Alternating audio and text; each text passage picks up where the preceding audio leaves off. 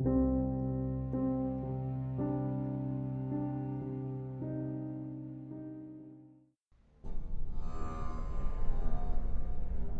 number SCP-049. Object Class Euclid. Special Containment Procedures. SCP-049 is to be contained in a secure holding cell in Research Sector.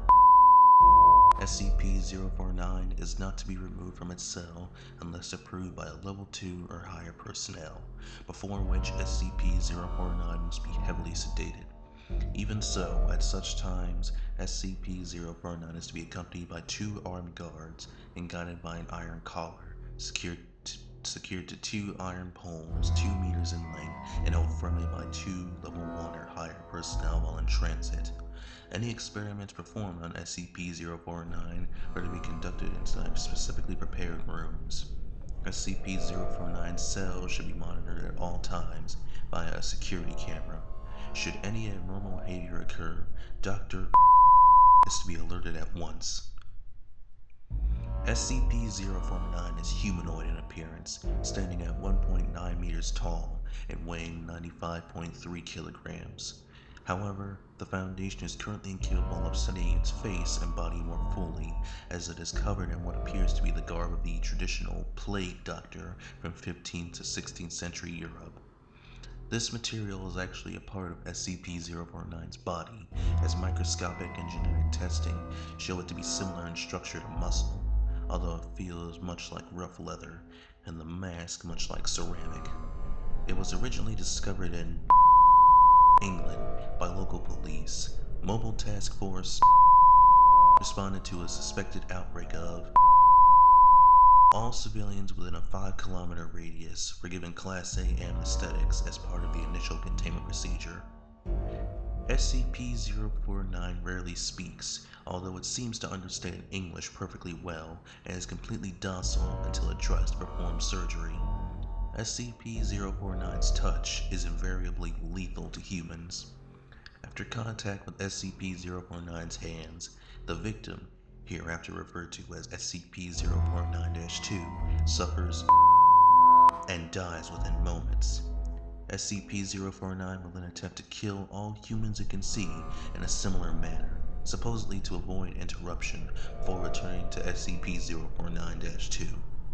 It produces a bag made of containing scalpels, needle, thread, and several vials as an as of yet unidentified substance from somewhere within its body.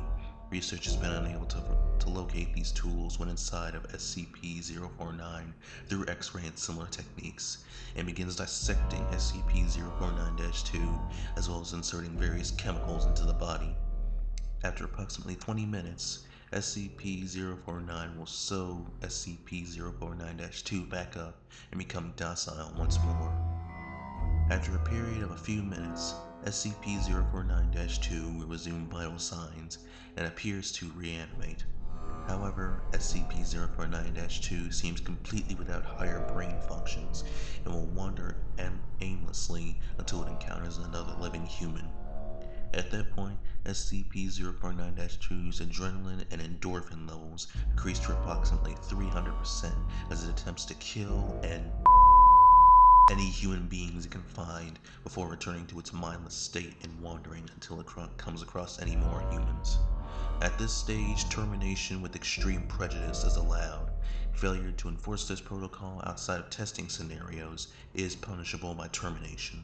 Detailed autopsies of SCP-049-2 have found several unusual substances along with the usual substances in large amounts within the bodies, including. However, several have yet to be identified. Addendum A-1. SCP-049 spoke for the first time today. 12/6/2000. Addressing Dr. A full account of the conversation is attached. What is this place? What? It's a a laboratory. It is quite marvelous. I now find it no wonder I've seen so few victims of the disease in here.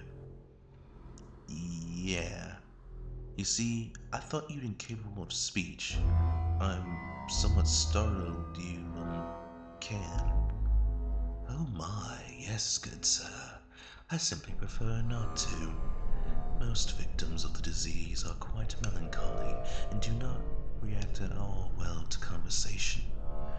I have seen you several times now, and have not detected the disease in you. Therefore, I assume you are also a doctor. Yes, actually.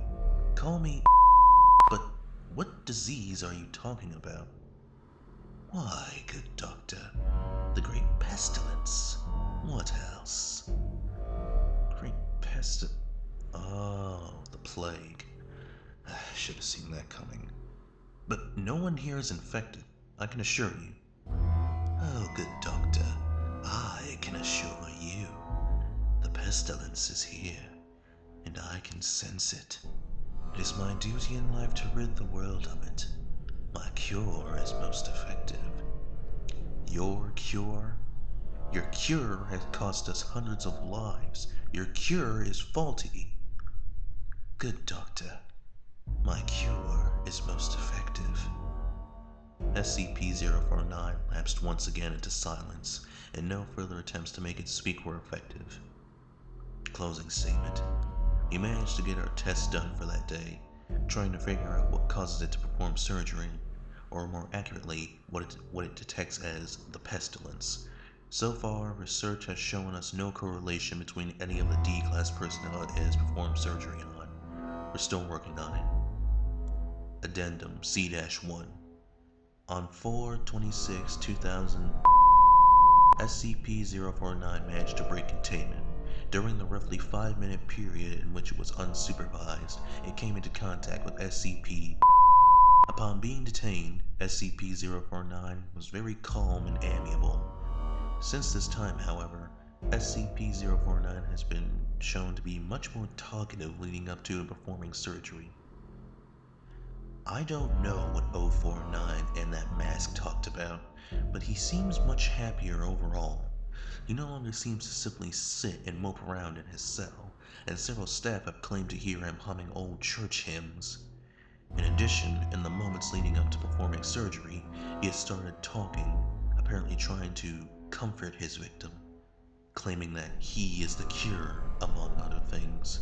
The focus of our research has been shifted towards finding out what he and talked about during their little chat.